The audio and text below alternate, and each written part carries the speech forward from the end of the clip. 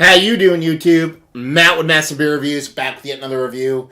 And it is some crowler action from down Florida way in the form of Port Ybel Brewing. Probably butchering that. Port Ybel Brewing.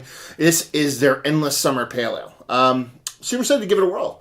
As I say, that with pretty much all beers, but this one in particular because it was sent to me. Gentleman reached out to me, William, Bill, whatever you want to call him, reached out to me on Instagram and said, "Hey man, I'd love to send you some of our beers."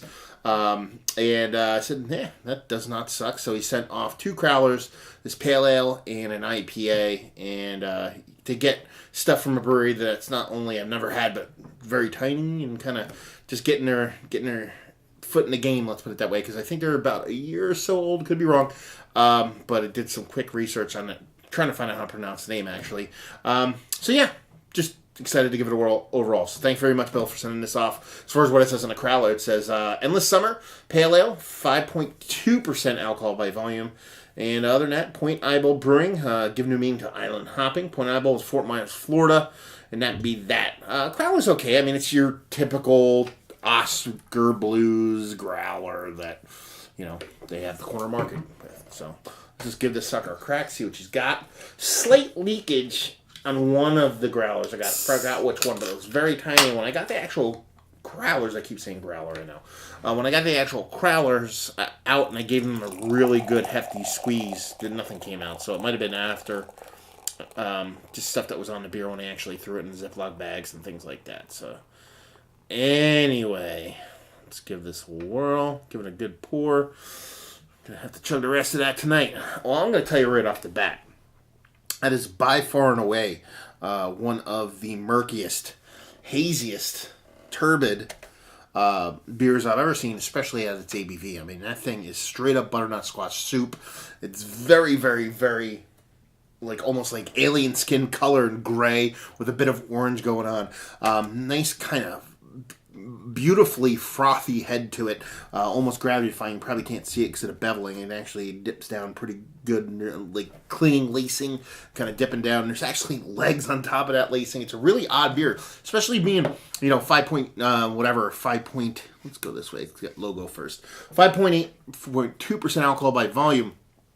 This sucker does not look that. Not that, looks does not a beer make, let's put it that way. But this definitely looks a bit different than most 5.2% pale ales I've had. So yeah, she looks crazy, let's put it that way. Let's see if we can get a nose on her.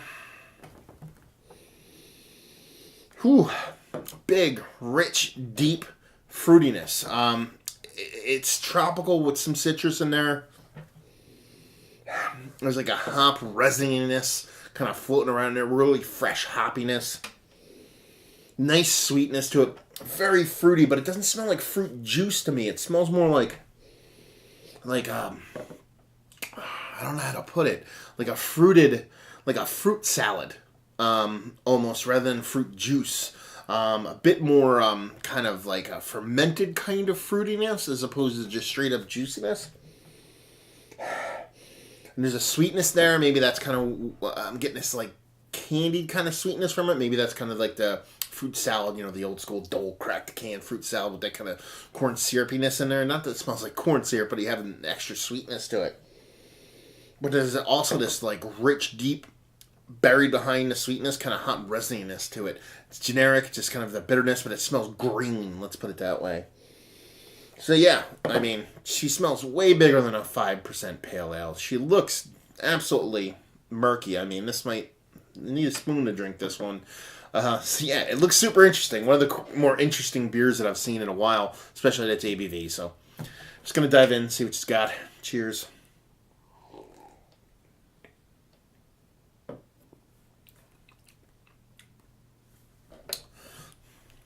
That's good. It's really good. Its presence, its look, makes you think it's going to be this crazy, I assumed it was going to be this crazy kind of bitter mango skinny hop thing going on there, but it's not really there. It's got a nice mouthfeel to it, not gritty or kind of chunky like some kind of like extra added kind of beers, whether it be like a wheat flour or something like that. It has a really nice soft creamy mouthfeel to it. a nice, kind of a generic hop bitterness. But at the same time, there is that kind of underlying kind of fruitiness going on with it. Again, it's very, and I hesitate to say this, it's very generic in those tastes. Not in a bad way. It's a generic hop bitterness. It's a generic kind of fruitiness. And it's not a bad thing. I'm having a hard time placing it. I can go with generic descriptors. I'm having a hard time placing the fruitiness on it and the hops. Other than bitter, other than a blend of all the fruits. You're talking about a fruit blend here. If you want to go across the gamut from your berries to your peaches to your melons to your citrus stuff, and kind of blend them all together. The reason why I'm getting that because the fruitiness is there, but I'm not having an acidic kind of thing going on. I'm not having like a kind of a tropical fruit thing going on. It's just kind of a melody blend of fruitiness combined with that kind of generic hop bittering and a nice mouthfeel. It's really fucking delicious. It's really good. It's tasty. And it's interesting, let's put it that way. The look on it, the resininess, the turbidness of it is off the charts. You rarely see a beer that small look like that. Like I said, I could give two flying fucks how a beer looks, but most of the time. But just this is kind of kooky looking, especially because I thought it was going to come off a bit too murky and forceful, and that's not the case. So yeah, this is absolutely one of the better hazy, let's put it that way, one of the better hazy low ABV session ABV beers I've had in a while.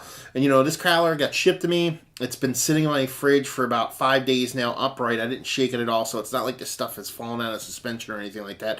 It's been in this crowler for at least a week. Because he sent it earlier last week, and I kind of just missed the weekend with our we had a big snowstorm up here. This is the end of, or the middle of March for us, towards the end of March. So we had a big snowstorm, so everything creeped out. So it's not like it's like he shipped it overnight and it was still kind of suspended there. There's been a good week this has been sitting in the crowler here. So, it's kind of impressive to see that kind of stay in a beer, especially in a crowler form, because they're known not to be the best vessels when it comes to longevity. Let's put it that way. So yeah. That does not suck. So let's talk about it. It's one of the better session pale ales I've had as of late. 5.2, some might not call that session. I do. It's that delicious. It gives me impact.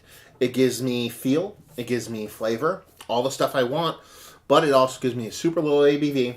It gives me a nice, that mouthfeel for that ABV is awesome. And it's kind of, gives me that kind of like weird kind of play. You assume it's a bigger beer, but it's not. So it gives me all the things that I want from a lower ABV beer. So yeah, absolutely. Value and availability, I have no fucking clue. Maybe Bill or somebody from Ybel. And again, if I'm saying this wrong, please correct me. Reason why I'm calling it Ybel Brewing is because it's Ybel. It's point Ybel, actually. I should actually point that out too. I don't know why I just keep doing the Ybel part. But I guess Ybel is short for Isabel. So Isabel, Ybel. That's why I'm calling it that. So if I'm butchering, I'm sorry, guys. So someone can chime in for that as far as price and availability. And just say, if you like what we like this, if you like pale ales, if you like session beers, if you like New England style IPAs, but you want something small, you want something tiny enough ABV-wise to drink, but you don't want to sacrifice mouthfeel or anything like that. You want to have something that is hazy and big enough at that ABV to kind of turn you on while at the same time not delivering too much ABV to turn you off, then it's definitely worth giving a whirl. So there you go. Another review in the books. Fun little review there. Another review in the books. Hopefully you guys enjoyed the review. If you didn't, anywhere in between, please leave a comment in the comment section below. Like, subscribe, all that fun stuff. Facebook, Twitter, Instagram, Untapped, Massive Beers in all 4 of those places if you want to check us out anywhere else. And yeah, hopefully you guys enjoyed the review. Hopefully enjoying a nice, turbid, tiny little IPA right now. And hope to see you next time. Cheers.